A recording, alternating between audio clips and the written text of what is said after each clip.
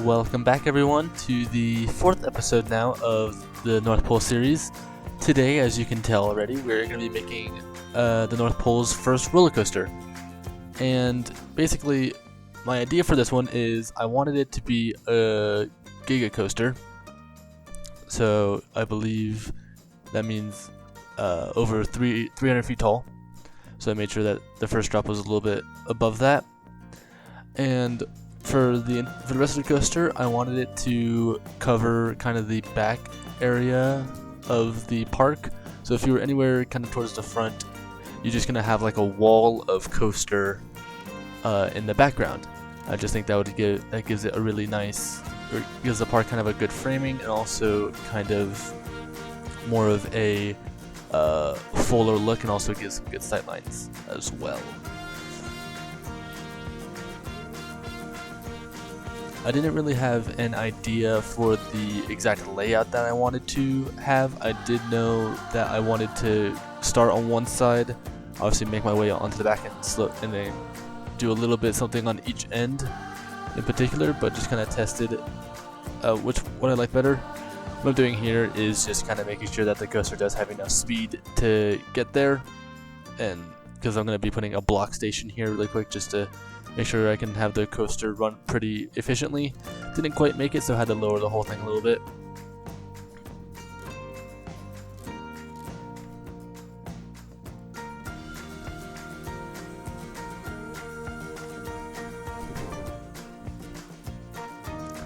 I also had this really cool idea, since you don't really see the waterfall that much from this side of the park. What I wanted to do was kind of have the coaster go right next to it and kind of do a little rotate, so it's like you know, if you're on the coaster you might feel a little splash. Now what I'm doing is just kind of weaving my way back around. At this point I assumed I'd still have quite a lot of speed, so I tried to go a little bit farther back than what the coaster station actually was. So did that, and then for this section I kind of had some inspiration from a certain coaster kind of in the same style that's also a Giga, or just has this cool little feature where it goes through the turn going up, and then instantly once the turn's complete it goes pretty sharp down. Then what I wanted to do was I wanted to have some interaction with the buildings, which this will increase a lot in a little bit, but just kind of getting the coaster right up and close to some of the buildings to give some nice elements of the coaster, such as like near misses and a little bit more claustrophobic.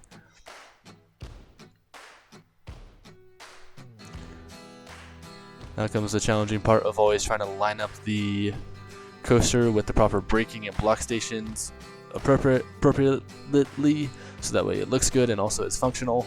So I had to do a little redo there. Once that was done, just kind of went through the entire coaster, smoothing, making sure it all was nice and smooth and looked good. Make sure there wasn't anything janky, or make sure it's also G-forces were within the limit. Haven't tested it yet, just kind of, I always do this where there's a little pre-smoothing run just to make the coaster nice and smooth, so that way the first results are the best they can be.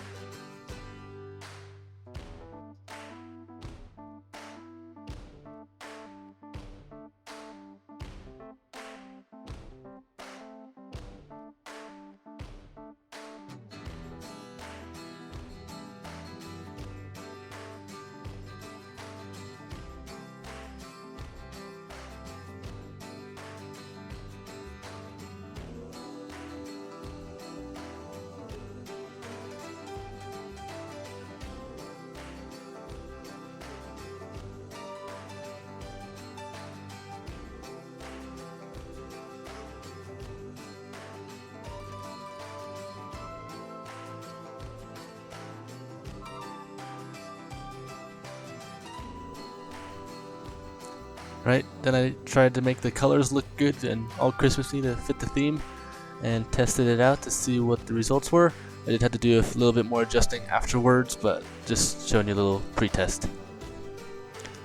Right, now what I'm going to do is I made a whole bunch of little buildings that I didn't time lapse just because it wasn't really the focus, and I will be using these buildings a lot more throughout the park just because they're really good buildings just to kind of use as filler, because there's not really anything in them. They're just a good size and they also vary a lot. But I wanted to have this section of the coaster kind of be just where basically it's just screaming through a little bit of a winter village. Actually, I'm extremely happy with the way that it turned out, and this kind of set the tone for what the station was and what a few other elements kind of in this area of the coaster would be. And just kind of also just keeping it similar to what all the other plaza areas would be like, just, you know, because it is I wanted it to feel like it was the same thing, just kind of the coaster was taking up the spot. But if the coaster wasn't there, I did want it to feel like you could walk there. Now I'm trying to get the exit. I did have the idea like, oh, it'd be super cool to have a bridge to go over. Very quickly realized that was not going to work, so I ended up trying to rearrange some of the buildings to give a little bit more space and put the path and the exit a little bit more to the left of it, just kind of weaving around. And I did notice it was super close, so in order to make sure the guests were safe, I did put some of the little fencing on the track in case something fell off. Then I started working on the queue. This queue path, especially for the station, kind of changes a little bit just because of the way that I built the station. But before I wanted to do any decoration, I just wanted to kind of get a general layout of the path. Then here I was trying to figure out, okay, I want to have like an entrance of going through a building into this area. I couldn't figure it out back there, which is my original thought, so I just put it right at the start, and then just copy and pasted a whole bunch of buildings to fill up the space for the queue, kind of making their little plaza with some alleyways here and there.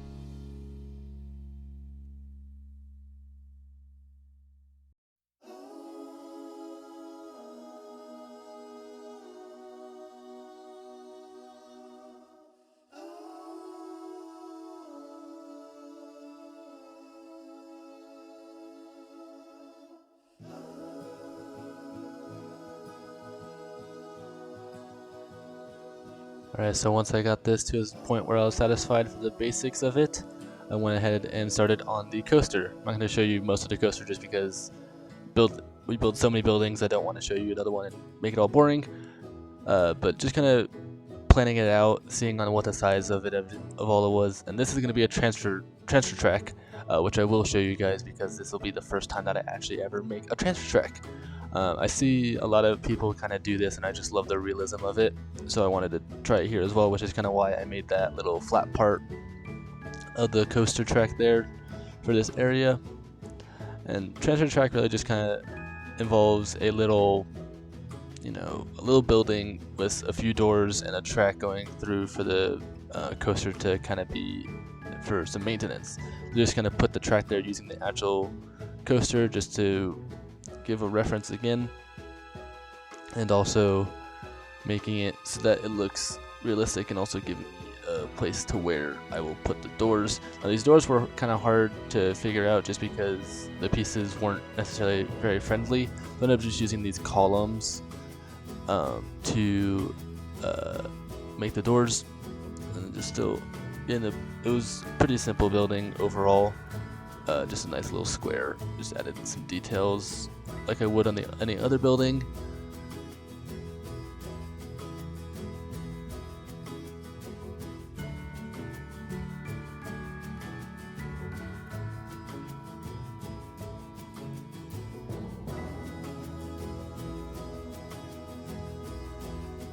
Doing a little bit of interior. Couldn't do much with the space that I had, but I did want to make a little bit of a concrete area that the coasters could be maintained and walk, and people could go under and look at the underside of the coasters to give some maintenance if needed.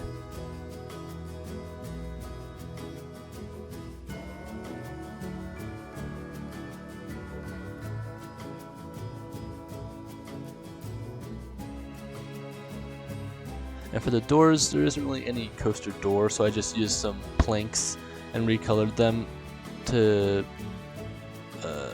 kind of make it look like it would be like a rolling door. Just added a black panel behind it, make it seem like there isn't, it's just dark back there.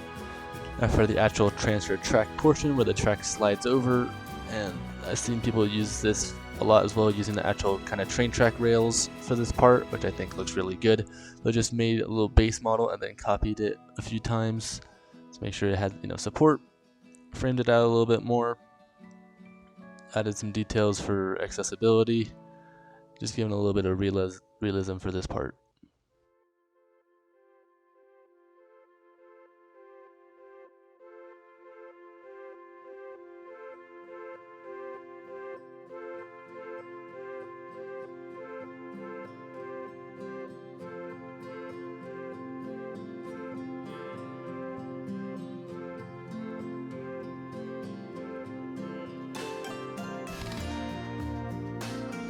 A little bit of terrain paint to make it look like it's been used, and onto the detailing of the queue.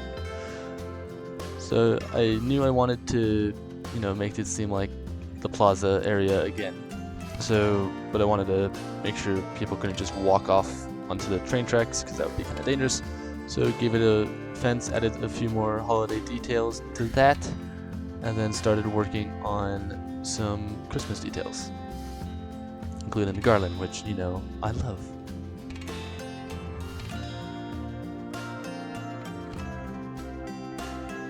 And one thing I do like to do is the pathing does have its own railing for it, but I think it is sometimes a little bit thin. It doesn't have a lot of weight to it, so I do like to just have the railing on at first and then go around using some of the in-game pieces of the fencing to outline it, and then remove the railing from the fences or from the path or the queue.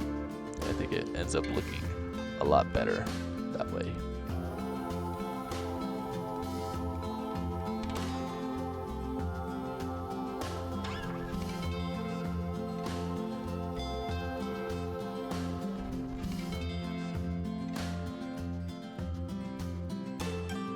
Little holiday candy area there.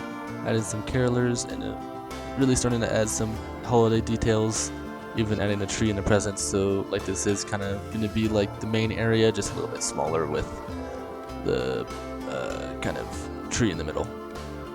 Alright, now like any good big coaster, you probably should have a sign for it. So I started by, this was a font that I found on the workshop and I've used a few times, recoloring it to kind of match the theme of the coaster, which you'll actually see what I do with the nighttime lighting on the coaster, and it does involve these colors. Also just kind of creating a backdrop, making the same color kind of gradient as well, and then lighting it up using some floodlights to make it really pop at night with those colors.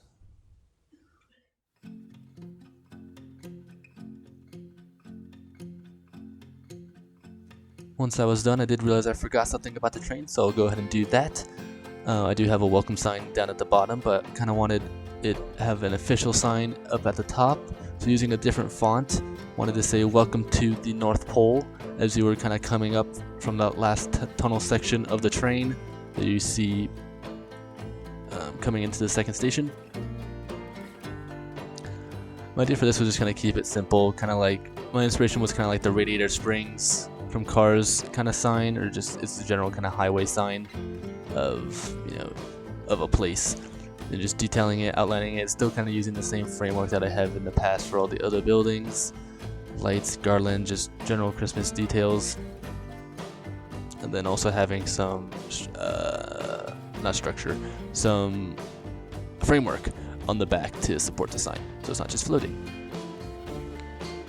And I also went ahead and tried making a little character of a snowman. The base game snowmen were a little too small for this, so I just tried using some basic shape art and some sticks and other stuff to make it look like it's a snowman. And I do realize that he looks really creepy with those eyebrows, so I do eventually remove those. This was kind of my first attempt of making a character like this. I'm quite happy. I think he looks pretty cute.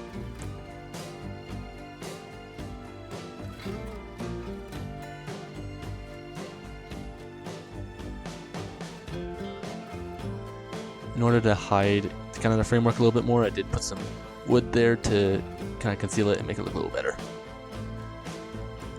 But after that is done and in position, went ahead and lit it up a little bit, which I don't know what's up with those letters, but they just light so weird, so I had to add a little extension to light them from a certain angle in order to get them to look the proper color. And with that, we are done. As a quick reminder, this is what we started with, and I will let you guys enjoy Aurora.